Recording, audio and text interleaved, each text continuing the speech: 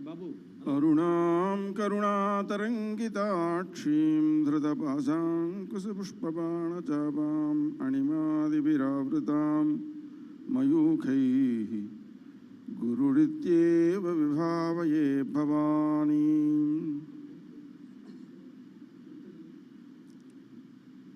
ప్రపంచమంతా జ్యోతిషం ఉంది, కానీ భారతీయ జ్యోతిషానికి ఒక ప్రత్యేకత ఉంది.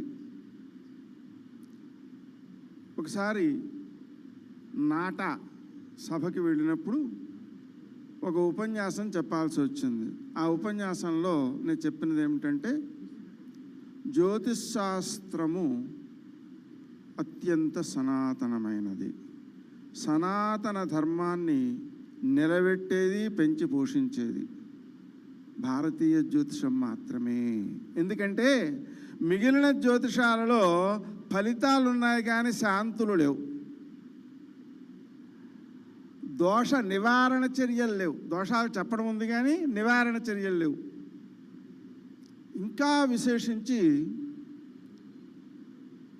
భారతదేశంలో అవతారాలు సిద్ధించడానికి కానీ మహాత్ములు జన్మించడానికి కానీ మూల కారణము జ్యోతిషము. ఎలా? సత్సంతానము కలిగేలా చూసి వివాహానికి పొంతనాలు చూస్తారు, వివాహానికి ముహూర్తం చూస్తారు, గర్భధారణకు ముహూర్తం చూస్తారు. నేను మన నల్లాన్ చక్రవర్తుల కృష్ణమాచార్యుల వారి మన శంకరమంచి రామకృష్ణ శాస్త్రి గారిని, అలాగే ఎవరైతే పంచాంగకర్తలు ఉన్నారో వారందరినీ ప్రార్థిస్తున్న ఒక విషయం ఏమంటే, గర్భాధాన ముహూర్తం రాస్తున్నాము కానీ అవి చాలా తక్కువ ఉంటున్నాయి. వివాహ ముహూర్తాలు ఇన్నుంటే గర్భాధాన ముహూర్తాలు ఇన్నే ఉంటాయి. అప్పుడు ఏ పురోహితులో ఇప్పుడు దుర్ముహూర్తం వర్జన లేదు కానిచ్చేయండి అంటుంటారు.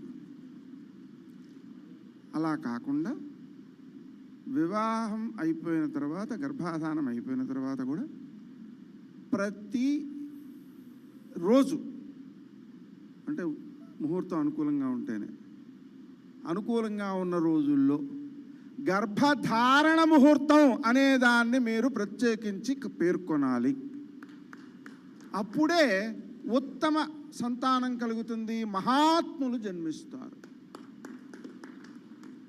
ప్రాచీనంలో ఇవాళ అమావాస్య, ఈరోజు పూర్ణిమ పనికిరాదు, ఇవాళ ఏకాదశి పనికిరాదు, ఇలాంటి నియమాలను పాటించడం వలననే మనకు మహాత్ములు జన్మించారు. అటువంటి మహాత్ముల జననానికి మనం ప్రాధాన్యం ఇవ్వకపోతే ప్రపంచం ఎంత ప్రమాదంలో ఉందంటే, 100% ఉన్న భారతీయం అంటే అన్ని దేశాల్లోనూ ఉంది. ఈ మన అమెరికాలో 1990 ప్రాంతాల్లో 13 ఎకరాల్లో శ్రీచక్రం కనుగొనబడింది అనే విషయం వార్తల్లోకి వచ్చింది. అలాగనే ఈ మధ్య ఆస్ట్రేలియాలో ఒక శివలింగం దొరికింది అనే విషయం వ్యాప్తిలోకి వచ్చింది. ఇండోనేషియాలో 40,000 ఆలయాలు ఉన్నాయి అనే విషయం వార్తల్లోకి వచ్చింది. 1912 ప్రాంతంలో 12 ప్రాంతాలు ఉన్నాయి. హరిద్వార్లో ఒక సభ జరిగిందట. ఆ సభకి 450 మంది 180 దేశాల నుంచి ప్రతినిధులు వచ్చారు. వారు మాది ప్రాచీనం హైందవం, ఆ హైందవంలో మా ఆచారాలు ఇలా ఉన్నాయి, ఆ ఆచారాలన్నిటినీ మేము ఎవరికీ కనిపించకుండా రహస్యంగా దాచుకుని కాపాడుకుంటున్నాము అనే విషయాలను వారు వెల్లడించారు.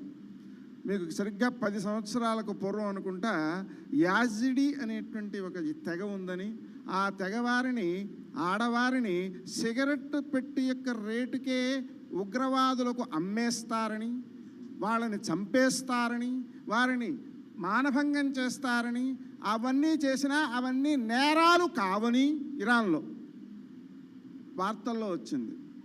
అవును, వీళ్ళు క్రిస్టియానిటీకి సంబంధించిన వాళ్ళైతే వాళ్ళు వెంట వస్తారు కాపాడడానికి, ముస్లింలు అయితే వాళ్ళు చంపరు.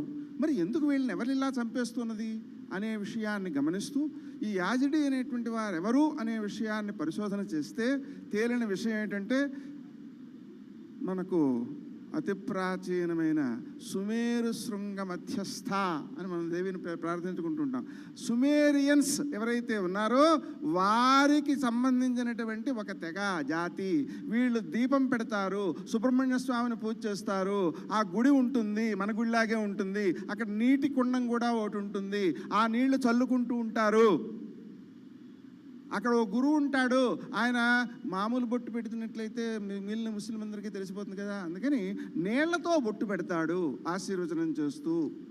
ఇలాంటి ఎన్నో రహస్యాలు బయటకు వచ్చాయి. ఈ మధ్య కాలంలోనే వారంతా కలిసి హిందూ దేశంగా ఏర్పడదామనే ప్రయత్నం చేస్తున్నారనే వార్త కూడా వచ్చింది.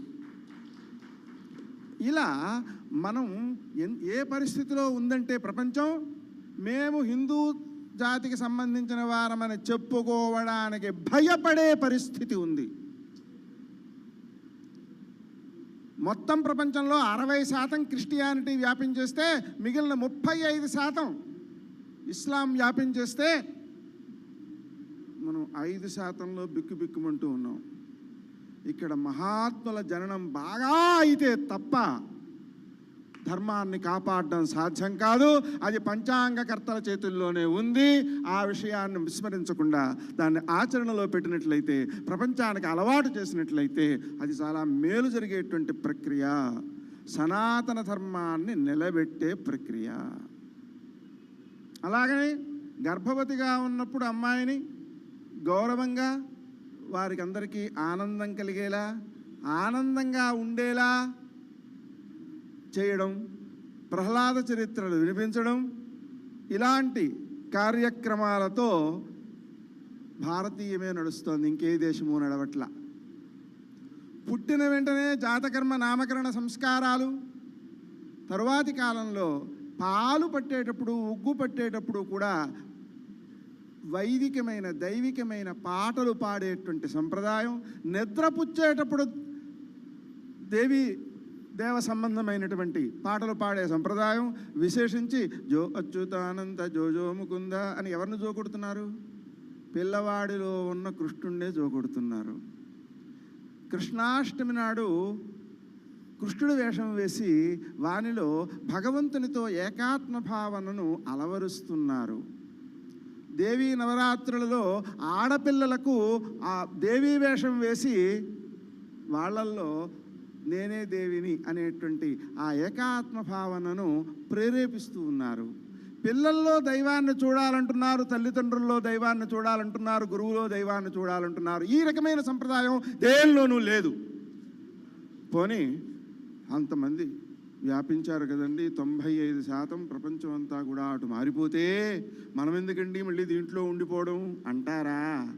మీరు ఒకటే గుర్తుపెట్టుకోండి, అంతటా దైవం ఉంది అనేటువంటి, అంతటా ఉంటేనే కానీ దైవం కాదు కదా, అంతటా నిండి ఉన్నాడు దైవం అనవలసినటువంటి పరిస్థితిలో ఒకళ్ళు ఉంటే మేము వాడిని చంపితే మాకు స్వర్గం వస్తుంది అనే మతం అవుతుందా?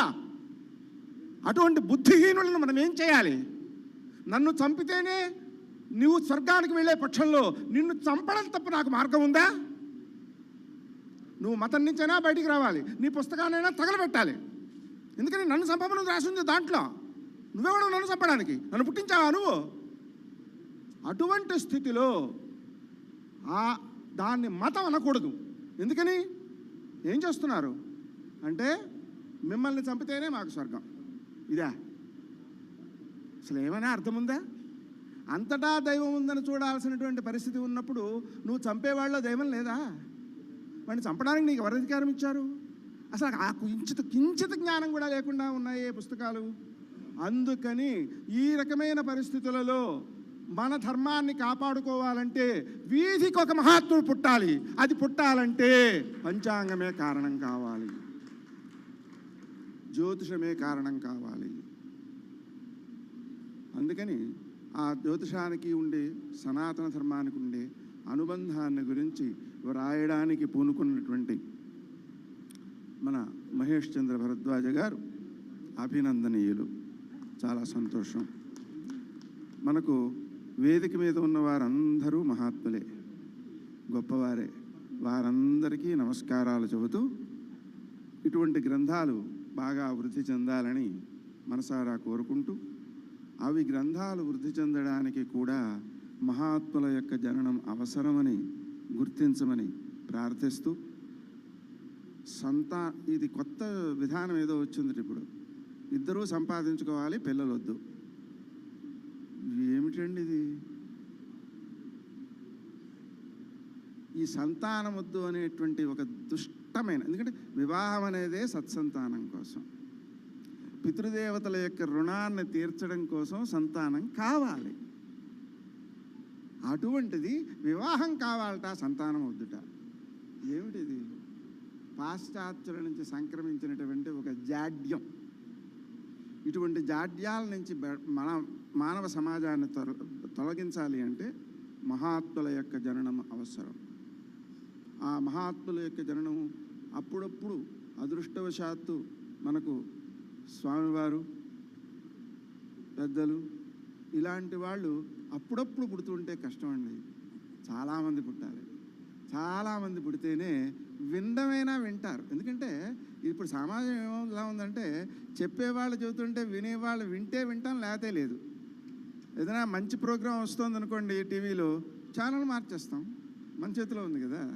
అలాంటి పరిస్థితి నుంచి వినేవాళ్ళు పెరగాలంటే మనం తప్పనిసరిగా మహాత్ముల యొక్క జననం ఆవశ్యకము అని చెప్పుకుంటూ, వేదిక మీద ఉన్నటువంటి పెద్దలకు, వేదిక ముందున్న పెద్దలకు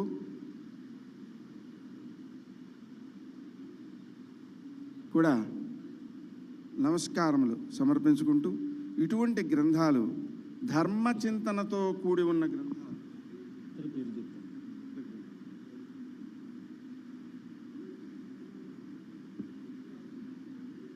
అది పెద్ద మనిషి అంటే నేను ఒక 4 సంవత్సరాలుగా గంగా స్నానం చేసేటప్పుడు, జపం చేసుకునేటప్పుడు ఓ సంకల్పం చేసుకుంటున్నాను. ఏమిటంటే, బ్రహ్మచారిణ ధార్మిక వధువు లాభోస్తు. ఎందుకనంటే ధార్మిక వధువు లభించకపోతే ఆవిడ వీడిని ధర్మం నుంచి తప్పించేస్తోంది. అందుకని ధర్మం కోసం ధార్మిక వధువే రావాలి. అలాగే స్త్రీలకు కూడా ధార్మిక వరుడు రావాలి. ఎందుకని? ఆవిడేదో పూజ చేసుకుంటానంటే వద్దనేవాడు కాకూడదు కదా. అందుకని కన్యకానాం ధార్మిక వరలాభోస్తు, బ్రహ్మచారిణాం ధార్మిక వధువు లాభోస్తు. అతి ముఖ్యంగా వేద పండితులకు, స్మార్త పండితులకు పిల్లనివ్వడానికి అందరూ భయపడుతున్నారు. అందువలన కొంచెమైనా ధర్మం నిలబడాలంటే ఈ వేద పండితుల వల్ల, ధార్మికుల వల్ల జరుగుతుంది. అందుకని ఆ రకంగా వాళ్ళకి ధార్మిక వధువు లాభోస్తు. ఇది బ్రహ్మచారులకు. కన్యకలకు ధార్మిక వరుడు రావాలి. మహాత్మనాన్ జననమస్తు అనే సంకల్పాన్ని కూడా చెప్పుకుంటున్నాను. ఈ సంకల్పం అందరినీ చెప్పుకోవాలని, దానికి అనుగుణంగా ఆలోచించాలని కూడా ప్రార్థిస్తున్నాను. మహేష్ చంద్ర భరద్వాజ గారు ఈ శీర్షికలోనే తన యొక్క ఆ సనాతన ధర్మమునందు ఉండేటువంటి ఆసక్తిని చూపించారు. అయితే దీని శీర్షికని 1, 2, 3, 4, 5 పుస్తకాలు కూడా రావాలి. ఎందుకంటే ఇది ముఖ్యం. సనాతన ధర్మం చాలా ముఖ్యం కాబట్టి. ఎందుకంటే అది అంటే ఏమిటో తెలియకుండా కూడా చాలామంది ఉన్నారు, అందుకోసం అన్నమాట. అందుకని ఆ విధంగా అందరినీ కూడా ప్రార్థిస్తూ